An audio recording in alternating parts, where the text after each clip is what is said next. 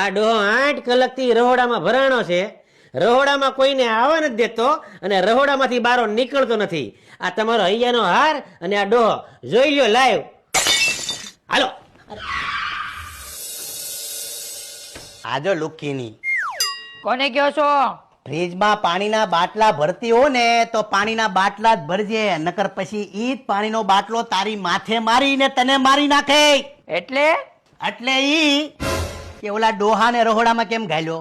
ઈ તો અમે શા બનાવતા હતા. તને નથી ખબર? મને નથી ગમતું આવું બધું. હે, ગમે ને નાખી દેવાના રહોડામાં.